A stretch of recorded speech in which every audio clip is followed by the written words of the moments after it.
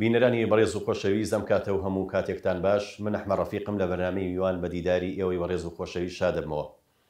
خۆشەویستان، بۆم بەرنامەیە گفتوگۆ لەسەر دوایین پەیوەندیەکانی نێوان یەکێتی نیشتیمانی کوردستان و پارتی دیموکراتی کوردستان دەکەین. ئاخۆ لێک تێگەیشتن و ڕێکەوتنەکانی نێوانن گەشتوتە چه ئاستێک وە لەکوێیە وەستاونەتەوە بۆچی بەرەو پێشچوون لە پەیوەندیەکانیان یان لەو تێگەیشتنەی کە لە ڕابردوودا لە نێوانیاندا ئیمزا کرا ڕاوەستاوە و گەشەی پێنەدراوە و هەروەها گفتوگۆ لەسەر دوایین پێشەعەتە سیاسی و هەروەها انتیخابیەکانی عێراقیش دەکەین بەوەی کە لە ئێستایە پەرلەمانی عێراق ناوناوە هەمواری هەندێک لە یاسایی هەڵبژاردننی ئەنجومەنی پارێزگا و قەزاکان دەکا بۆ ئەوەش عەرەب و تروکمانەکان بەشێک لە عەرەب و تروکمانەکانی کەرکووک هاتوونەتە سەرخەت بەوەی کە دایانەوێ یەکێک لەو بڕگانە کە مادەی 35 لە یاساکە هەموار بکرێتەوە. ئاخۆ ئامانج لەم هەڵوێستەی بەشێک لە عەرەب و تروکمانەکانی کەرکووک چییە بەرامبەر بەو یاسایە؟ بۆ گفتوگۆکردن لەسەر ئەم بابەتانە میوانداری زۆر بەڕێز ڕزگار حاجی حەمان دامی مەکتەبی سیاسی یەکێتی نیشتیمانی کوردستانمان کردووە. کاک ڕزگار، ئەم کاتت باش. هەموو کاتێکت باش، زۆر سپاس. سەرەتا پێم باشە لەوە دەست پێ بکەین پەیوەندیەکانی یەکێتی نیشتیمانی کوردستان و پارتی دیموکراتی کوردستان لە چه ئاستێکایە ئێستا گەیشتووە بەکوێ؟ سەبارەت بە پەیوەندیەکانی یەکێتی نیشتیمانی کوردستان لەگەڵ پارتی دیموکراتی کوردستان خۆتان ئاگادارن لە ماوەی ڕابردوو کۆمەڵێک چێشە و گیر و گرفت هەبوو. چێشە و گیر و گرفتەکانیش زیاتر لەلایەن پارتی دیموکراتی کوردستانەوە بوو کە یەکێتی هەمیشە لە هەوڵی ئەوە بووە بۆ یەخستنی ڕیزەکانی ناوماڵی کورد، دەستێوەردان و کۆمەڵێک بابەت کە پەیوەندی بە پارتی دیموکراتی کوردستانەوە بۆ ئەم کردوویەتی بە تایبەتی لە سنووری زۆنی سەوز و کێشەکانیش زۆری پەیوەندی بە خەڵکەوە هەبوو، پەیوەندی بە خزمەتگوزاری خەڵکەوە هەبوو، بە ئاوادانکردنەوەی ئەو منتیقانە هەبوو. لەگەڵ هەموو ئەوانش کۆمەڵێک کێشە و گیر و گرفتی ئیداری لەسەر ئەو بابەتانەی کە یەکێتی نیشتیمانی کوردستان هەندێک گۆڕانکاری کردبوو لەو شوێنانەی کە ئەو پۆستانی کە بەرکەوتی خۆی بووە لە بەپێی ئەو ڕێکەوتنەی کە لەگەڵ پارتی دیموکراتی کوردستان کراوە. ئەوانە هەمووی کێشە و گیر بوو. سەرڕایەوەش لەسەر قانونی انتخاباتی پەرلەمانی کوردستان کە ئەوەش گرفتێکی زۆر گەورە بوو کە لە ماوەی ڕابردوو ئەم قانونە هەڵبژاردننی کوردستانی پێکرا بوو، ئەنجام درابوو. کۆمەڵێک کێشە و گرفت بۆ نەکرد بە تەنها یەکێتی نیشتیمانی کوردستان ناڕەزایەتی هەبوو، بەڵکو هەموو لایەن تێگڕای لایەنە سیاسیەکانی کوردستان بەرامبەر ئەم یاسایە، بەرامبەر سیستمی هەڵبژاردننی کوردستان هەمویان گیلەیی و ناڕەزایی خۆیان گەیاندبوو. ماوەیەکی زۆر چەندین کۆبوونەوە لە سەرۆکایەتی هەرێم ئەنجام درا بە بەشداری سەرۆکی یەکێتی نیشتیمانی کوردستان، بە بەشداری سەرۆکی هەرێمی کوردستان و سەرجەم سکرتێر و سەرۆکی حیزب و لایەنە سیاسیەکانی کوردستان. کۆمەڵێک داواکاری لەسەر هەمواری یاساکە هەبوو کە داواکاریەکان حەق بوو، بەڵام پارتی دیموکراتی کوردستان ئەو ساکە نەهاتە پێشەوە. بەڵام دوا بە دوای ئەوە لە دەست پێشخەریەکی کاک بافڵ کە داوای کرد کە یەکێتی نیشتیمانی کوردستان بە دەست بە کۆبوونەوەکان بکرێت لەسەر هەمواری یاساکە بۆ ئەوەی هەڵبژاردنەکە ئەو هەڵبژاردنەی کە پێویستە و زەرورە بە پێی یاسایەکی تازە بە سیستمێکی تازەکە هەموو لایەنە سیاسیەکان کۆک بن لەسەری ئەنجام بدرێت. تا ئیستا ئێمە سەرکۆبوونەوەیەکمان ئەنجام داوە لەگەڵ پارتی دیموکراتی کوردستان، ئەو کۆبوونەوەشمان ئەنجام داوە بە بەشداری هەموو لایەنە سیاسیەکان لەسەر کۆمەڵێک بابەت و خاڵ کە قسەمان کردووە لەسەری تەفاهم هەبووە، لێک تێگەیشتن هەبووە، بەڵام هێشتا کێشە و مشاکلی کەماوە کە قسەی لەسەر بکرێت بۆ ئەوەی چارەسەری ئەم یاسایە بکرێت. خەڵکیش گرفتی زۆر لەگەڵ یاسا هەیە. ئەم یاسایە یاخود بابرن ئەو سیستمی هەڵبژاردننی کە لە کوردستان هەڵبژاردننی پێ ئەنجام درراوە لە هەموو عالەم ئیستا لە هیچ وڵاتێک لە دنیا نییە بەو سیستم هەڵبژاردن بکرێت. چیە ئەو سیستەمە؟ ئەو سیستمی یەک بازنەیە، سیستمی کە هەرێم یەک بازنەیە کە ئەم یەک بازنەیە کە کێشە و گیر و گرفت بۆ هەموو سنوورەکان دروست دەکات. ناکرێت دەنگدەری هەڵەبجە بڕوا دەنگ بۆ زاخۆ بدات، چون نوێنەرایەتیەکە نوێنەرایەتێکی حەقیقی نابێت، ڕاستەقینە نابێت. ئەو کەسەی کە سەرکەوتوو دەبێت لە سەرکەوتن بەدەستێنێت ناتوانێت نوێنەرایەتی ئەو سنوورە بکات. ئەم سیستمە ڕێگرێت لەوەی کە خەڵکی سنوورەکان خەڵکی بە شارەزا خەڵکی ئەکتیڤ خەڵکی یەکبیێ خزمەت بکات لە سنوورەکەی سەرکەوتن بەدەستبێنێت چونکە کە هەرێم هەموو یەک باز نەبێت واتە نوێنەرایەتیەکە باش نابێت چونکە دەنگی دهۆک بۆ هەڵەبجە و سلێمانی ئەڕوا دەنگ بە پێچەوانیشەوە بۆ ئەوێ دەڕوا ئەوە کاریگەری زۆری دەبێت لەسەر ئەوەی کە کاندیدیش بەرپرسیار نەبێت بەرامبەر خەڵکەکەی بەرامبەر ئەو سنوورەی کە دەنگی لێدێنێ بگرە لەم سیستەما هەرکاندی ئەو کاندیدانی کە خۆیان هەڵدەبژێر نەزان دەنگەکانیان لە سنوورێکەوەی بەڵام من دیدارم کردووە لەگەڵ زۆربەی حزبولانە سیاسیەکانی کوردستان بۆ نمونە هاوڕێیانی حزبی شوعی پیان وایە ینی فرەبازنەی گیانی ناوچەگرێتی بەهێزەکە پیان وایە ئەگەر فرەبازنەی بێ باشترە و جۆرێکە لە سیستەمێکی پێشکەوتو ئێوە بۆ چونتان چییە؟ ئێمە کە باسی فرەبازنەیمان کردووە فرەبازنەی عیلاقی نیە بە مەسەری ناوچەگەریەتی و ئەم بابەتانە ئێمە چەندین هەڵبژاردن لە عێراق کراوە خۆ ئەمەی کە ئێستا ئێمە داوامان کردو هیچ شتێکی تا غەریب نییە ئەو هەڵبژاردنانەی لە 2010 لە 2014 لە 2010 بەم فرەبازنەیە کراوە هەر پارێزگایەک بازنەیەک بێت ئێمە پێمان وایە ئەو کاندیدانەی یاخود ئەو خەڵکی کە ئەڕات دەنگ بدەن بۆ پەرلەمانی کوردستان بێیان عێراق بێ بۆ هەڵدەستنیشانکردنی نوێنەرەکانی خۆیانە بۆ هەڵەبجە نوێنەرەکانی خۆی نەبێت خەڵکی پارێزگای هەڵەبجە دەنگ بە نوێنەرەکانی خۆی دا و نوێنەرەکانی خۆی دەرەچێ و لە پەرلەمان دەتوانێت داکۆچی سەرسەخت لە ماف و داخوازیەکانی خەڵک بکات و لە سلێمانیش بە هەمان شێوە لە دووهۆک و هەولێریش منطقی تیان نییە ئێستا ئێمە ئەگەر تۆبێی چۆن دەرێ پەرلەمانی کوردستان 100 کورسی ئەم 100 کورسیە بەکۆی هەمووی بەیەکەوە لەسەر ئاستی هەرێم دەنجی پێ بدرێت من دڵنیا دەکەمەوە ئەندام پەرلەمانێک کە لە هەڵەبجە تەنها توانێت خەمی هەڵەبجە و پێداویستی خەڵکی هەڵەبجە و داخوازی خەڵکی هەڵەبجە جێبەجێ بکات ناتوانێت بڕوا سەردانی کۆران بە کۆران و گەڕک و شوێنەکانی دهۆک بکات بۆیە باشتر وایە دووەم هەندێک کێشە و گیر و گرفتی کەش لە نەتیجێ ئەو سیستەمە دێتە پێشەوە و کە هاتوۆتە پێشەوەش لە ڕابردوو کە وای کردووە با بڵێن کاریگەری شارێک پارێزگایەک لەگە پارێزگایەکی کە لە هەندێک پارێزگا نسبەی مشارەکە کەمترە لە هەندێک پارێزگا نسبەی مشارەکە زیاترە لە هەر پارێزگایەک کە نسبەی مشارەکە کەمتر بۆ پارێزگایی کە نسبەی مشارەکەی زیاترە کورسەکانی و پارێزگای لەو پارێزگای ئەڕوا بە پارێزگایەکی کە ئێمە بەپێی یعنی پێتان وایە ئەمە جۆرێکە لە نادادی لە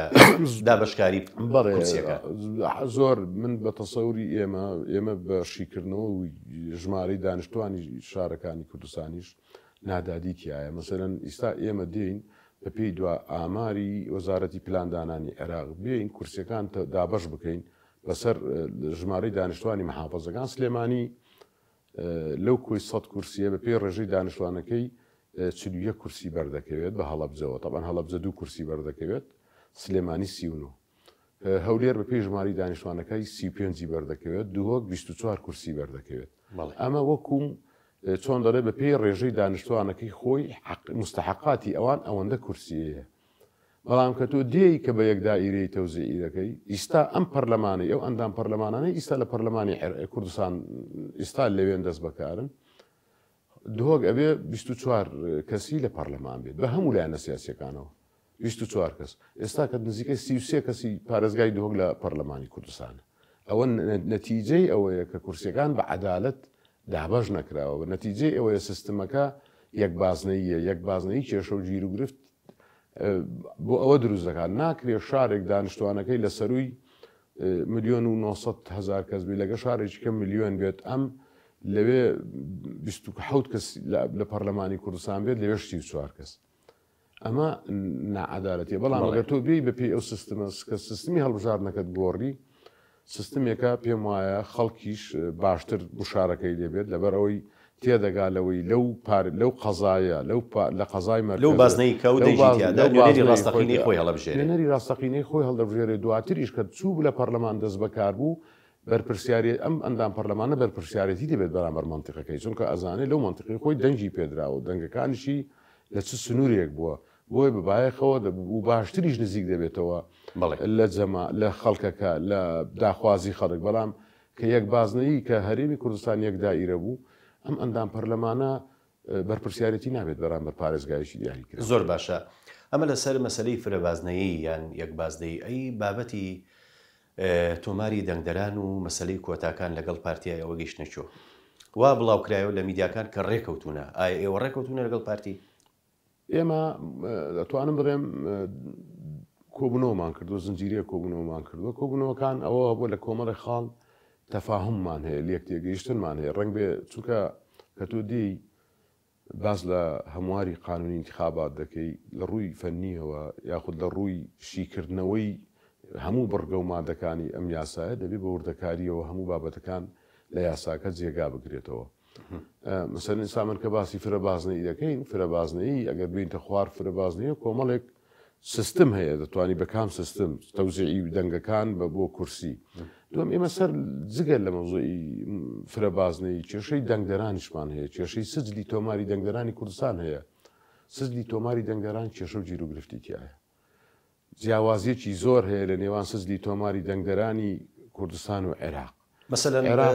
جناب لە بەغداش بوویتە ینی ئەندامی کۆمیسیۆنی کۆمسیارانی عێراقیش بوویتە ئەو جیاوازیە چییە کە باسەکرێ لە بەتایبەتی لە مەسلەی دەنگدەران ئایا ڕاستە ئەو جیاوازیە هەیە لە نێوان تۆماری دەنگدەرانی هەرێمی کوردستان و عێراقدا؟ زای چۆنە سجلی تۆماری دەنگدەرانی عێراق سجلێکی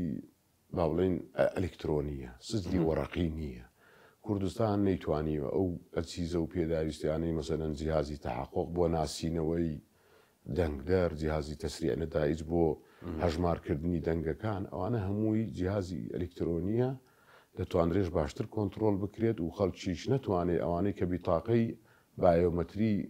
درێژمەودا تەویل ئەمەدی پێبێت ناتوانێت دووبارە و سێبارە و ئەوانە دەنگ بدات. لەگەڵ ئەوەی ئێستا ڕێژەیەکی باش خەڵک بایۆمەتری کردو خەڵکی تریش ماوە. بەڵام سزلی تۆماری دەنگدەرانی کوردستان سزلێکە ناتەواوە کێشەی هەیە ناوی دووبارەی تایە ناوی مردووی تایە ئەمانە دەبێت ساغ بکرێتەوە. ئێمە بۆیە لە یەکێک لە پێشنیارەکانمان داوامان کردووە سزلی تۆماری دەنگدەرانی عێراق بەکاربهێنرێت و پارتی دیموکراتی کوردستانیش ڕەزامەندیاندا و هەموو لایەنە سیاسیەکانیش لەگەڵ ئێمە بەیەکەوە و هەروەها بە بیتاقەی بایۆمەتری بێت. بەڵام کە دینە بەکارهێنانی بیتاقەی بایۆمەتری لەوە کێشە و گیر و گرفت لەوە کێشەیەکمان دروست بووە لەسەرەوەی ئێمە دەڕێین تەمان بیتاقەی بایۆمەتری ئەگەر بەس بیتاقەکە بەکاربێنی هیچ جیاوازێکی ئەوتۆی نامێنێت لەگەڵ هەوی ئەحوال شخصی و بیتاقی جنسی عێراقیەکەی کە لە ڕابردوو ئەگەر بەتەنها وەکو بیتاقە بەکاری بێنی. بەڵام ئێمە گوتومانە کە دێن بیتاقی بایۆمەتری بەڵام بە پێداویستەکانەوە بە بەکارهێنانی جیهازی تەحققەکە چونکە بیتاقی بایۆمەتریەکە گە جیهازی تەحققەکە نەهێنی و جیهازەکە نەیخوێنێتەوە بەسمەکان و وێنەت و عینوان و ئەوانە بۆ ئەوەی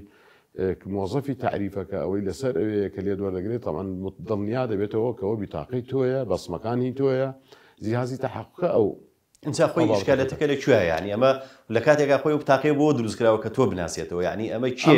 ڕێگرە لەم پرۆسەیە. ئێمە لە دوا کۆبوونەوە لیژنێکی فەنیمان لەگەڵ برادرانی پارتی و هەموو لایەنە سیاسەکانیش دانیستون کێشە و گیر و گرفتەکە لەوە بوو هەند برادرانی پارتی پێیان وا بوو بەس تەنها بیتاقەکە بەکاربهێنرێت بایۆمەتری بیتاقەی ناخیوەکە بەڵام ئەجهیزەکان وەکو جیهازی تەحقق و جیهازی تەسریعی نەتائیج و ئەوانەی کە هەموو پرۆسەکەی پێ ئەنجام دەدرێت چونکە ئێمە داوامان کردووە لە دوای ئەوەش حتا تەتابوقی بەسمەش بکرێت چونکە هەندێک حاڵەت هەیە مەسەرەن ئەگە دووبارە بوونەوەی پەنجەمۆر و دەنگدان و ئەانە خۆچکەس لە کۆمسیۆنی عێراق لە انتخاباتی هەژدەش و لە 21 خۆتان ئاگادارن تیکراری بەسمە کرا و لە هەندێک بازنەوە ئەوانە یەکێتی نیشتمانی کوردستان دوو کورسی وەرگرتەوە زۆرترین دووبارە لە هەولێر بوو بەڵێ 2000 و تقریبا 300 کەس یعنی خەڵک بۆ 100,000 دەنگی داوە. ئێمە مەبەسمانە وەکو یەکێتی نیشتیمانی کوردستان لەگەڵ هەموو لایەنە سیاسەکان مەبەسمانە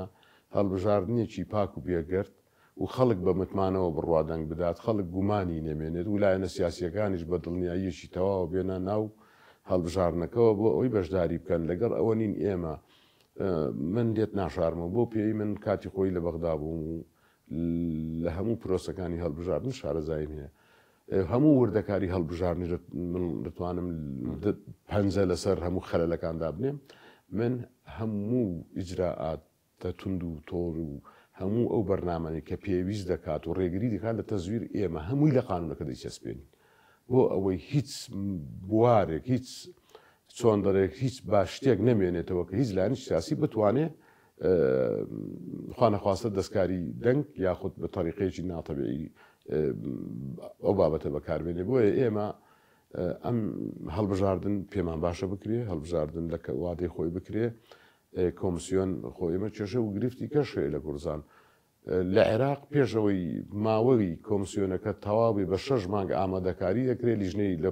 لە پەرلەمانی عێراق لیژنەی خوبەرا ئامادە ئەکرێت و کۆمسیۆن ئامادەکاری دەکرێت بۆی لە وادەی خۆی دوای 4 ساڵەکەی خۆی تەواوی کرد کۆمسیۆنی تازە بێتە شوێنە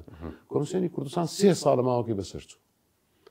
انتخابات ناکرێتەوە بێ تەنها بێ لە یعلام لە کۆنگری ڕۆژنامە نووسی بدەوە مەوعیدی انتخاباتم دیاری کرد تو کۆمسیۆنەکەت کارانە کردوێتەوە 3 ساڵیش ماوەکەی بەسەر ڕۆیشتووە انتخاباتیش لە هیچ وڵاتێک لە هیچ شوێنێک انتخابات ئەنجام نادرێت بێ ئەوەی کۆمسیۆنێکی ئامادە یعنی ماوەی بەسەر نەچوو بێت یاسایەکی هەموار کراوی تەواو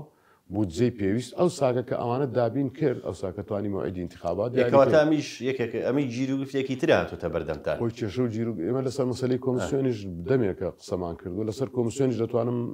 ئێمە لە مزەکەری لێک تێگەیشتنەکە لەگەڵیان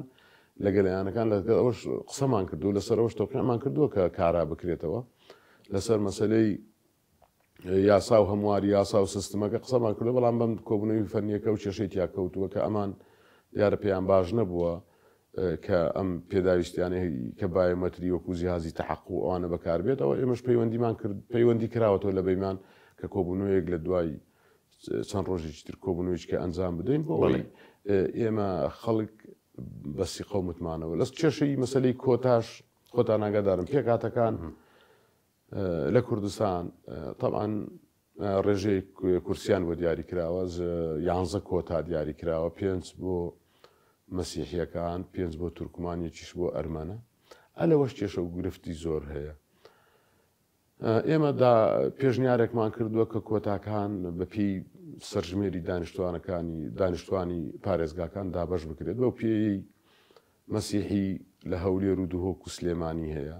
تورکمان لە هەولێر و سلێمانی مەبەستم گەرمیان و کفری و کەلار و ئەوانە تورکمانی لێ هەیە بۆ ئەوەی ئەو خەڵکانی کە هەیە لەوێ هەمان ڕێکار من نامانەوێ ئێمە هیچ گرفتێک لەگەڵ وەکو پێکهاتەکان گرفتمان نییە بەڵام لەگەڵ ئەوەی ئەو ڕێکارانەی ئەو ئیجرراعاتانەی کە بۆ سنووری پارێزگای هەولێریان دهۆک یان سلەیمانیان هەڵەبجە دەکرێت بۆ دەنگدەری کورد بۆ دەنگدەری عام بۆ ئەوانش هەمان ڕێکار بگیرێتە بەر یەک دەنگیشیان بەفی ڕۆنەچێت بەڵام گرفتەکە لەکوێیە گرفتەکە لەوەیە ئێمە ئەو 11 کۆتایە لە ڕابردوو هەر 11ەکە تەمان لەسەر ئاستی هەرێم وەک یەک باز نەبووە چۆن دەرێت دەنگەکان زیاتر بە دەنگدانی تایبەت و بە کۆمەڵێک بابەت دەنگەکان بۆ پێکهاتەکان ساخ کراوەتەوە کە ئەوە یعنی کە گرفتی تەسەوەر بکە من لە هەڵبژاردننی 21 بە دوواداچوون یەکم کرد بۆ نەتائیجەکان لە سنووری شارە زوور خۆتان ئەگەدارن کاک محەممەدی حاجی مەحموود حزبێکی سیاسیە پێشمەرگەی هەیە جەماوەری هەیە خەڵکی هەیە لە منطقەی شارە زوور لە بازنەی هەڵەبجە تورکمان کە یەک تورکمان لەوێ نیشتەجێنیە دەنگی تورکمان لە حزبەکەی کاک محەممەدی حاجی مەحموود زیاترە ئەوە یعنی ئەوە نەعەدالەتیەکەیە تۆ ئێستا بێ بە تورکمانی سلەیمانی مەسیحی سلێمانی تورکمانی هەولێر بابێن سزلی تۆماری دەنگدەرانیان بۆ بکرێ یان دابەش بکرێ بە هەر شێوازێک بەڵام وا نەکات کاریگەریان هەبێت لەسەر بڕیاری سیاسی کوردستان یاخود چۆن دەڵێ ببێتە غەدر لە لایەنێکی سیاسی حزبە کوردستانیەکانیکە هەمان ماف بۆ دەنگدەری کورد هەمان ماف بۆ کاندیدی کورد لە پەرلەمان هەمان مافیش زۆر باشە قسە لەسەر هەموو ئەوانە شەکەین کۆمەڵێک پرسی تر باوە گفتوگۆی لەسەرەکەین مەسەلەی هاتنە سەرخەتی عەرەب و تروکمانەکانی کەرکووک کە بەشێکیان پێیان وایە ئەو یاسایی کە ئێستا لە پەرلەمانی عێراق هەموارێک لێ یاسایی هەڵبژاردننی ئەنجومەنی پارێزگا و قەزاکان و هەروەها پارتیش ئەڵێ پۆستی پارێزگاری کەرکووکتان نادەینەوە هەموو ئەمانە گفتوگۆکەین بەڵام ناوبڕێک وەرەگرین و دواتر دەگەڕێم وڵاتە بینەرانی بەڕێز و خۆشەویست دووبارە سڵاوتان لەبێ. بەڕێز کاک ڕزگار لەوێ ڕاتم کرد کە بۆچی تەنیا یەکێتی ینی پێداگری لەسەر ئەم خاڵانە دەکاتەوە کە پەیوەندی بە چاکەی گشتیەوە هەیە بۆ حزبولایەنە سیاسەکانی تریژ ینی لەگەڵ تانانین بۆ داکۆچیکردن لەم مافەڕەوایی دیموکراسی و خەڵکی کوردستان. ئێمە لەسەر یاسای کوردستان و لەسەر هەموارەکەی هەموویانە سیاسەکان لەسەر پرۆژەیەک ڕێککەوتین پرۆژەکە لە پەرلەمانی کوردستان ئیمزای لەسەر کراوە. ئەم پرۆژه هەموولایەنە سیاسەکان ئیمزایان کردوێت تەنها هیچ پارتی دیموکراتی کوردستان نەبێت. کۆمەڵ یەکگرتووی ئیسلامی کۆمەڵی دادگەری و تەنانەت نەوەی نوێژ ئیمزایان کردو و پەرلەمانتارە سەربەخۆکانیش هەمویان لەسەر ئەوە کۆکن کە ئەو سیستمە بەکەڵک نایە و سیستمە بە سەرچوو عەدالەتی تیانە لەسەر کوردستان لەسەر عێراقیش بۆ هەمواری یاسای ئەنجومەنی پارێزگاکانی عێراق لەسەر ئەوەش ئێمە لەگەڵ لایەنە سیاسیەکان کۆچی بۆ هەموارکردنەوەکەی ڕەنگ بێ لەسەر هەندێک خاڵ جیاوازی هەبێت لەگەڵ با بڵێن پێکهاتەکانی تر عەرەبی شی ئەو سونەوەوانە گرفتە بووە گەرنا لەسەر ئەو قانونەش ویەکێتی نیشتیمانی کوردستانیش بە بەرپرسیارەتی بەرامبەر خەڵکو و لایەنە سیاسیەکان ئێمە تەنانەت لە هەندێک خاڵ و بڕگە لە چۆن دەڵێ ڕەنگ هەندێک شتمان داوا بکردا لە بەرژەوەندی یەکێتی بوو بەڵام ئێمە ئەومان هەڵبژار کە لە بەرژەوەندی عام بێت بۆی هەموو لایەنە سیاسیەکان بە تایبەتی لەسەر سانتلیگۆ کە بۆ گۆڕینی دەنگ بۆ کورسی بۆ ئەنجومەنی پارێزگاکان بۆ یەکێتی ڕەنگ سانتلیگۆل بە ئاستێکی بەرزتر لەوەی کە ئێستا مناقەشەی لەسرە باشتر وایە بەڵام ئێمە ڕێژەیەکی کەممان داوا کرد سانتلیگۆیەکی با بڵێن ستاندارد بۆ ئەوەی هەموو لایەنە سیاسیەکان بە تایبەتی هێز و لایەنە سیاسی کوردستانیەکانیش کە بەشداری دەکەن دەنگەکانیان بە فیڕۆ نەڕوا دەنگەکانیان بوێت بە کورسی بۆیە ئێمە داوای سانتلیگۆی بەرزمان نەکرد داوای سانتلیگۆی 1.9مان نەکرد داوای سانتلیگۆیەکی زۆر لە خوارەوەمان کرد و هەموو لایەنە سیاسیەکان ژەتوان ئێمە مەحزەری کۆبوونەوەی ئیدارەی دەوڵەکە هەموو لایەنە سیاسیەکانی عێراقی و کورد بەشێکی لە کوردستانی لێ بوون پارتی دیموکراتی کوردستانیش ئامادەی بوو ئێمە مەحزەرەکەشمان لەبەردەستە یەکێتی بە هەستکردن بە پرسیارەتیەوە ئێمە بابەتێکمان داوا کرد کە بۆ هەموو لایەنەکان باش بێت کەواتە ئەوەی کە لە هەرێمی کوردستانە گوزارێ کە تایبەتە بە پرسی هەڵبژاردن و مەسلەی داتا و کۆتا و فرەبازنەی ئێوە حزب لایەنە سیاسیەکانی تری کوردستانیشتان لەگەڵایە تەنها پارتیە بە تەنیا کەوتووە ئێمە هەموو لایەنە سیاسیەکان بەیەکەوە من چۆن باسم کرد بەیەکەوە کۆک بووین لەسەر هەموارکردنەوەی یاساکە لەسەر هەڵبژاردننی سیستمێک بۆ ئەوەی هەموو خەڵکو و جەماوەر و لایەنە سیاسیەکان بە ئەوەی ئۆپۆزیسیۆنە ئەوەی لە ناو حکوومەتە ئەوەی سەربەخۆیە هەمووی ڕازی بێت هەمووشی دڵی بە هەموارەکە باش خۆش بێت بۆی بتوانێت بە متمانەوە بڕۆ بەشداریکە بەڵام چێش و گیر و گرفتەکان و ناڕەزایەکان تقریبان پارتی دیموکراتی کوردستانە لەگەڵ هەمووانێکی کە لەسەر پێکاتەکانیش خۆیمە تا ئیستاژ نەگەیشتوینەتە لێک تێگەیشتنیتەوە چونکە لە دوا کۆبوونەوە ڕای ئێمە و پارتی دیموکراتی کوردستان و لایەنەکانیش و کە ئەوانە بانگ بکرێت گویان لێ بگیرێت دوای ئەوەی کە گویان لێگیراوە لەگەڵ بەڕێز سەرۆکی پەرلەمانی کوردستان و سەرۆکی فراکسیۆنەکان دیارە ئەوانش تەقریرێکیان ئامادەکردە دوای گوێگرتن دەبێت جاریچکردنی قاش و دانیشتن بکەینەوە لە سەریان چونکە چۆن ڕەوایە پێکهاتەکان بێن دانیشتن لە دانیشتەکان لەگەڵ ئێمە لەسەر سیستمەکە لەسەر یاساکەی هەڵبژاردننی کوردستان ئێمە گوتمانە هەموو مافێک چی ڕەوابێ بۆ هێز و لایەنە سیاسی کوردستانەکان هەمان مافیش ڕەوایە بۆ پێکهاتەکان دادەنیشتین جاریچکردنی قاش دەکەین دیالۆگ دەکەین لەسەر ئەوەی کە ئەمانیش بەشدار بن لە ئەو دیالۆگی کە لەگەڵ ئێمەش دەکرێت و لەگەڵ پارتی دیموکراتی کوردستان لایەنی سیاسیەکانی دەکرێت بۆی بتوانین ڕێکەوتنیکی باش و یاسایەکی باش ئیتر خەڵک بە نائومێدی یاخود لەبەر بێ متمانەیی نەڕوات بەشداری هەڵبژاردن نەکات چونکە خۆتان ئاگادارن لە هەڵبژاردنەکانی ڕابردوو قسەیەکە بوو دەیانگوت ئێمە بڕۆینە سەر سندوق یان نەڕۆین دەنگەکانمان لە جیاتی ئێمە دەنگ دراوە ئەمە خۆی نیشانەی ئەوە بوو کە خەڵک بێ متمانەی نەبوو خەڵک گرفتی هەبوو لەگە یاساکە ئەگەر ئێمە بین ڕێکار و ئیجراعاتی باش سیستمێکی باش کە بتوانین هەموو کون و کەلەبەرەکانی دەبێتە هۆی ئەوەی ساختەکاری لە هەڵبژاردن ئەو سیستم و ئەو یاسایە شتێکی ڕێک بکەین ئەو کاتە خەڵکیش دێتە لە جەبهەی کوردستانیەوە گەڕین بۆ جەبهەی کەرکووک و ناوچە کوردستانیەکان کە یشێتی جەپەیەکی تری کوردستانی و دیموکراسی تری لە پێشە ئەوژەوەیە کە لە ئێستا بەشێک لە عەرەب و تروکمانەکان بە دیاریکراوی جەبهەی تروکمانی و تەجەمۆی عەرەبی دژی ئەو یاسایان یان مادەیەکی ناو یاسای هەڵبژاردننی ئەنجومەنی پارێزگا و قەزاکانی عێراقن. ئەمە ئێوە چۆنی دەبینن؟ یانی ئەمە پێشاتێکی تازە نییە بۆ ڕێگریکردن لە ئەنجامدانی هەڵبژاردننی ئەنجومەنی پارێزگاکان؟ خۆی لەسەر هەڵبژاردننی ئەنجومەنی پارێزگاکان تەبەن لە کەرکووک دەمێک هەڵبژاردن نەکراوە لە 2005ەوە. بەڵێ ئەو خۆتان ژاگەدارن کێشە و گیرگرفتەکان چی بووە بۆ نەکراوە. هەمیشە عەرەب و تورکمان ڕێگر بوون لەوەی کە لە کەرکووک هەڵبژاردن بکرێت بە بیانووی جیاجیە. لە ئاخر دوا کۆبوونەوەی مەجلیسی بابرین ئیدارەی دەولە هەموو لایەنەکان لێ بوون، عەرەبی سوننەش لێ بوو، جەبهەی تورکمانی و ئەوانش لێ بوو. نیقاشێکی زۆر کراوە لەسەر مەسەلەی کەرکووک و سجلی تۆماری دەنگدەران و مادەی 35.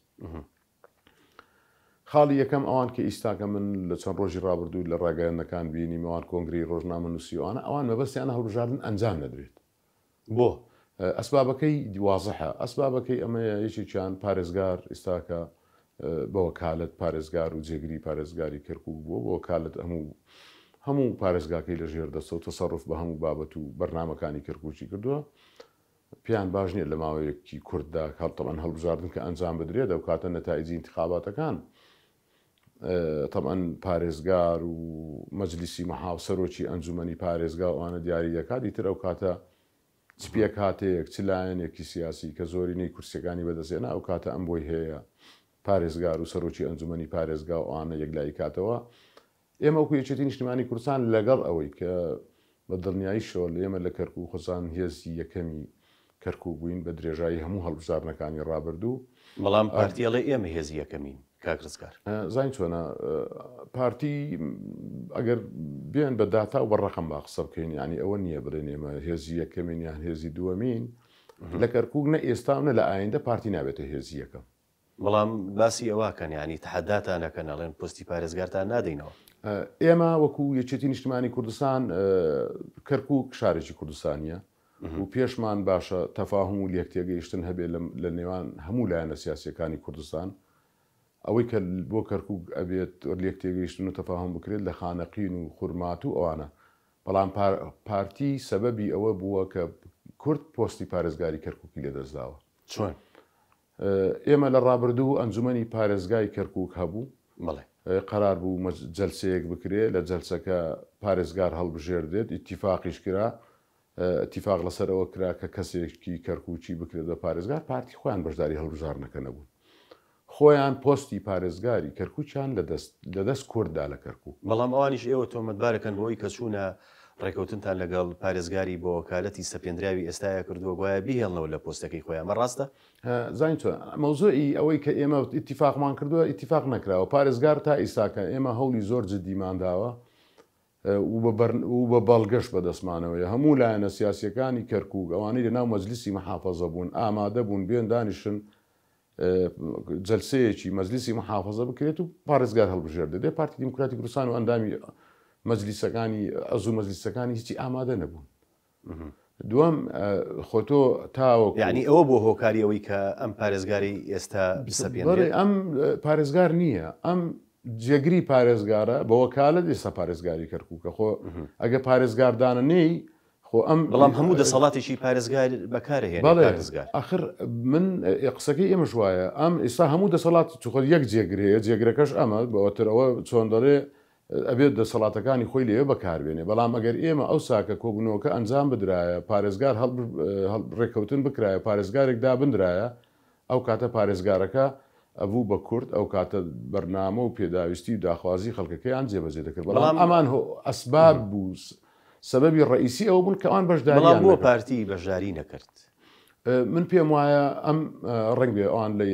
لە ڕاگەیاندن و لە کۆنگری ڕۆژنامە نووسی لە بەرنامە و ئەوانە قسە لەسەرەوە بکەن کەرکووک ئێمە ڕێگە نادەین ئێمەوە. بەڵام ئەوان لە ئەسڵە ئەوان مەبەستیان بوو کە وەزعاو هابمێنێتەوە. ینی مەبەستیان بوو کە پارێزگار چونکە ئەوان دڵنیان لەوەی کە لە کەرکووک بابین ئەگە بە هەموو هەڵبژارنەکانی ڕابردوو بێنین لە 2010 هەڵبژاردن کراوە یەکێتی نیشتیمانی کوردستان زۆرترین نیوەی کورسیەکانی کەرکووکی هێناوە. لە 2014 هەڵبژاردن کراوە نیوەی کورسیەکانی کەرکووکی بە گشتی هێناوە. لە 2010 هەڵبژاردن کراوە نیوەی کورسیەکانی هێناوە و ئیستاش ژمارەی کورسیەکانی خۆتان نەزانن ئێستا ئەی بۆڵی ئێمە دەنجی یەکەمین دەنجی یەکەم نین خۆ تو ڕقم و داتاکان هەیە ئەوە نییە ئەمە تو ئەگەر بێتە سەرهین ئێمە کاندیدێکمان بە ناحەق لە سۆران لە بازنەی سۆران زۆرترین دەنجی هێنا و دەرنەچوو و دەتوانم بڵێم ئەگەر بیخەینە سەر بابرین بە بەراوردێکی بکەین لەگەڵ ئەندام پەرلەمانە دەرچووەکانی ئیسای لە پەرلەمانی عێراقن دەنجی زۆر لە ئەوان زیاترە. ئەمە سوکە عێراق سیستمی هەڵبژاردنەکە فرەبازنەی بوو فرەبازنەی یەکەش زۆر لە 18 بازنەی زیاتر عێراق بوو بە 83 بازنە. ئەمان کاندیدێکیان لە بازنەیەک دەنجی هێناوە بەڵام ئەگە بین کۆی دەنگەکانی یەکێتی کۆ بکەینەوە لە کەرکوو لەگەڵ کۆی دەنگەکانی ئەوان هی ئەوان ناگەنە ڕۆبئشتی دەنگەکانی یەکێتی. ئەی بۆ واڵێن بۆ دیعایە ماک ئەمە زین چۆنە خۆ دەزانی ئەوە بەرە و هەڵبژاردنە خۆ ئەمان قسەی من ئەگەر لەسەر مەسەلەی ئەو فرەبازنەی کە لە کەرکوو کرا خۆتان زانن لە هەڵبژاردننی 21 ئەو کاتە کێشە و گیر و گرفتەوە تەبان ئێمە ئەو کاتیش کە ئەو یاسایە هاتە پێشەوە و عێراق بوو بە 83 بازنە ئێمە بەڕاستی نیگەران بوون پێی بەڵام دواتر چەندین مفاوەزات و دانووسان لە بەغدا و ئەوانە هەوڵماندا کە پارێزگاکانی عێراقش و ئێمەش لە ناویان کەرکووک و خانقین و دووسخۆرماتوش دانووسانێکی زۆرمان کرد لەگەڵ تورکمان و عەرەب و لایەنە سیاسیەکانی تریش بۆ ئەوەی ئەو بازنانە بە شێوەیەک بێت کە هیچ لایەک زەرەرمەند نەبێت. ئێمە لە کەرکووک بۆ بازنەی یەک کە دەکاتە بازنەی ناوچە کوردیەکان بەگشتی خۆتان ئاگادارن 5 کورسی بۆ تەرخان کرابوو لە بازنەی ناوەڕاست 4 بازنەی حەوی جەشکە هەمویان لە پێکاتی عەرەبن 3 بازنە بوو. ئەو کاتەش پارتی دیموکراتی کوردستان بەیانیان دەرکرد ئەوە کەرکووک لە دەست درا و کەرکووک ڕۆیشت و کەرکووک ئیتر کورد ناتوانێت نیوەی کورسیەکان بێنێ لە کاتێکدا ئێمە بە هەمان شێوە ئێمە هەمومان بەیەکەوە هەمومان بە یەکێتی نیشتیمانی کوردستان و پارتی دیموکراتی کوردستان و نەوەی نوێوانە کورسیەکانی کەرکووکمان هێنایەوە. ینی ئەوان من بەداخەوە دەیڕێم هەندێک برادەر لە ناو پارتی دیموکراتی کوردستان هەمیشە چۆن بە ناڕەوا دەیەوێت هێرش بکاتە سەر یەکێتی نیشتیمانی کوردستان. بەڵام بڵێ کاک ڕزگار بوو بوورە ینی ویستمە و پرسیارە لە بەڕێزت بکەم ینی بۆچی هەر کاتێک لێک نزیک بوونەوەیەک لە نێوان یەکێتی و پارتی دروستە بێ لە ناو پارتیە هێڵێکی ناوپارتی دێ تەسعیدێک ئەکا و ئەوێ ئەم نزیک بوونەوەیە کاڵکاتەوە یا هەرنەی هێڵێ هۆکاری ئەمە چییە ینی بەڕای بەڕێزدان؟ ئێمە لە ڕابردوو لە چەندین کۆبوونەوە لێدوانی توندەدا ینی ئەم لێدوانە توندا چێتە خزمەت بەرژەوەندی لێکتێگەیشتنەکانی نێوانی یەکێتی و پارتی؟ ئەمە کاریگەری زۆر خراپ و نەرێنی دەبێت لەسەر ئەم بابەتانە. ئەمان ئێمە لە ڕابردووش کۆبوونەوەی زۆر گرنگ لەسەرەوانە دواخراکە هەندێک چۆن دەڵێن ناوپارتی دیموکراتی کوردستان کێشە و گیر و گرفتیان دروست دەکرد یاخود تەدەخولیان لە بەکەوبەڕێک بابەت دەکرد کە ئەرچی ئەوان نییە کە ئیشی ئەوان نییە. ئەمانە هەمووی بووە ئەسبابی ئەوەی کە ئێمە لەسەر کۆمەڵک بابەت تەفاهم نەکەین یەکتێگەیشتن و نزیکبوونەوە نەبێت ئەسبابەکانی ئەوانن. من دوا لێدوانی و چەند ڕۆژەکە مەسەرەن باز لەوە کرا ئەندامێکی مەکتەبی سیاسی پارتی کە ئێمە پارێزگاری کەرکووک نادەینەوە بێچێتی کەرکووک ئەمانیش و هەموو کوردستانی دەزانن کەرکووک شارێکی کوردستانیە. کەرکووک شارێکی یەکێتی نیشتیمانی کوردستانە و یەکێتیش بە قسە و بە کۆنگری ڕۆژنامەنووسی و بە بەرنامە بە ئەوانە چۆن دەڵێ داکۆچی ئەوانەی بۆ کەرکووک بەو بابەتانە نەکردو. یەکێتی نیشتیمانی کوردستان بە خوێن بەمانەوە یەکێتی نیشتیمانی کوردستان لە کەرکووک ڕای نەکرد، خەڵکەکەی بەجێ نەهێشت. خەڵکی ڕەحیماوە و ئیمام قاسم و ئازادی و شۆڕیجە لە ڕۆژانێکی زۆر سەخت خۆتان ئاگادارن کە کێشە و گیر و گرفتی زۆر گەورە دروست بوو بۆ کەرکووک لە نەتیجەی ڕیفراندۆمی کە کرا لە کەرکووک. بەڵام کە وەختێک کە خەڵکی کەرکووک کەوتە میحنەتەوە یەکێتی نیشتیمانی کوردستان کادیرەکانی یەکێتی نیشتیمانی کوردستان و سەرکردەکانی لە کەرکووک مانەوە لەگەڵیانمانەوە و پێمان وایە یەکێتی نیشتیمانی کوردستان طبعاً دوا بروسکەی پیرۆزبایی ڕۆژی ڕاپەڕینی کەرکووکی سەرۆکی یەکێتی نیشتیمانی کوردستانیش دەردەڵێ ئێمە بە خوێن لەگەڵ کەرکووکی لە کەرکووک بەجێ نایەڕین. هەر خەڵکێکیش کە لە کەرکووک ڕای کرد بێت ناتوانێت بێت قسە لەسەر پارێزگاری کەرکووک بکات. ئەو خەڵکە دەتوانێت قسە لەسەرمانەوە وەرگرتن و دان و نەدانی پارێزگاری کەرکووک بکات کە لەگە خەڵکەکەی و لە ناو کەرکووکە. بەڵێ بەم بارودۆخەوە هەڵبژاردن نەکەی هەڵبژاردننی پەرلەمانی کوردستان کاگرزگار ئەزانین چیە ئێمە هەموو لایەنە سیاسیەکان ئامان زمانە کە ئێمە تەفاهم و یەک تێگەیشتن هەبێ ئامان زمانە هەمومان ڕێک بکەوین هەمومان چووکە هەرێمی کوردستان ضرورە بۆ هەمومان کە بەیەکەوە یەک دەست لە ناو دەست بتوانین پارێزگاری لەم دەستکەوتە گرنگ و کاریگەرە بکەین بۆ خەڵکی کوردستان بەڵام نەک بە مزایدە و مزایداتی سیاسی ئەوانە بە خزمەت گوزاری بە تەقدیمکردنی ئاوەدانکردنەوە و دابینکردنی موچە و ژێوی ژیانی خەڵک چونکە گەر خەڵکەکەت موچەکەی وەکو پێویست نەبێ ئاوەدانکردنی پێویستی بۆ نەبێ دەستی هاوکاری و یارمەتی بۆ منتیقەکان درێژ نەکرێ ئیتر پێم وایە هیچ قسەیەک نامێنێ بۆ ئەوی ئێمە لە یعلام و ئەوانە قسەی تیا بکەین بۆیە ئێمە دەستمان درێژ دەکەین بۆ هەموو لایەنە سیاسیەکانی کوردستان بابێن بەیەکەوە بەرنامەی خزمەتگوزاری بەرنامەی ئاوەدانکردنەوە بەرنامەی برایەتی و تەبایی و بۆ ئەوەی بتوانین هەمومان خزمەتێکی باشتر بە خەڵکەکەمان بکەین خزمەتێکی باشتر دڵنیات دەکەمەوە نە بە یەکێتی نیشتیمانی کوردستان بە تەنها نە بە پارتی ناتوانرێ بە تەنها ئێمە بێین بڵین هەموو بابەتەکانی ئێمەین دەبێت ئێمە هەموو هێز و لایەنە سیاسیەکان بۆ کوردستان بۆ عێراق هەمومان دەست لە ناو دەست چەند ئێمە بەیەکەوە کۆک بین تەبابین ئەوەندە لە بەغداش بەهێزترین ئەوەندەش دەتوانین خزمەت و خزمەتگوزاری زیاتریش تەقدیم بکەین. بەڵێ بەڕێستان ئاگادارن کە فشارێکی زۆر لەسەر هەرێمی کوردستان هەیە بۆی کە ئەبێ هەڵبژاردن ئەنجام بدە لەو وادەی کە دیاری کراوە کە ڕەنگە لەم ماوەیەش وەک ئەوترێ سەرۆکی هەرێمی کوردستان مەرسومێک دەرکا بۆ وادەی هەڵبژاردن بەڵام پرسیارەکە ئەوەیە ینی بەڕای بەڕێستان ینی هەڵبژاردن ئەکرێ بەم بارودۆخەوە ئەگەر ڕێی خۆتانمان پێ بڵێ هەڵبژاردن عادەتەن من باسم کرد لە پێشوش هەڵبژاردن کاتێک ئەنجامە درێت دەبێت تۆ کۆمسیۆنەکەت ئامادە بێت کارا بکرێتەوە پەرلەمانی کوردستان یاساکەش دەبێت کە ئێستا ئێمە لە تەفاهم و لە کۆبوونەوەی دابنشین کۆبوونەوە بکەین بۆی بگەینە ڕێکەوتنی نیهایی کە هەموو هێز و لایەنە سیاسیەکان بە کۆتا و پێک هاتەوە هەمووی دابنیشین ڕێکەوین لەسەر ئەوەی سیستمێک و یاسایەکی باش بێت خەڵک بتوانێت دەنگدا و ساکە کە کۆمسیۆن کاراکرایە و یاساکە ئامادەکرا طبعا ئەکی دەبێت حکوومەت بودجێ بۆ دابین کات ئەو ساکە بە تەنسیق لە نێوان طبعا وادەی هەڵبژاردن لە هەموو حاڵەتێک وادەکە دەبێت لە نێوانی سەرۆکایەتی هەرێم و کۆمسیۆن بەیەکەوە دابنیشن کۆبوونەوەی خۆیان بکەن وەختی انتخاباتیش دیارە لە هەر هەڵبژاردنێک بکرێت طبعا لە کوردستان بیاد یا لە عێراق بێت فترەیەکی دیاریکراوی خۆی هەیە کە پێی دەڵێن جەدوەلی زەمەنی عملیاتی انتخابات ئەم جەدوەلە پێویستی لە بینی 180 بۆ 210 ڕۆژەیە چکە کۆمسیۆنیش پێداویستی تەکنیکی فەنی و تەکنیکی و تەمینکردنی پێداویستەکانی عودەی انتخاباتە وەرەقەی دەنگدانە فترەی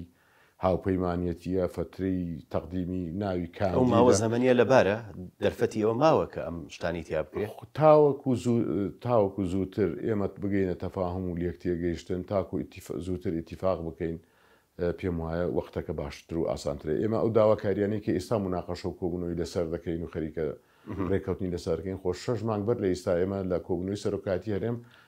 ئەم داواکاریانەمان خستۆتە ڕوو ئەم داواکاریانەش من تەکیدی دەکەمەوە لە سێ انتخاباتی عێراق ئەوەی کێستا لە کوردستان داوای دەکەین بۆ پەرلەمانی کوردستان لە سێ عێراق بۆ ئەنجومەی نوێنەرانی عێراق و سیستمە و یاسای بەکارهاتووە واتە شتێکی تازە و ئیزافەمان نهێناوە من ئێستاش من پرسیارێکم من نایزانم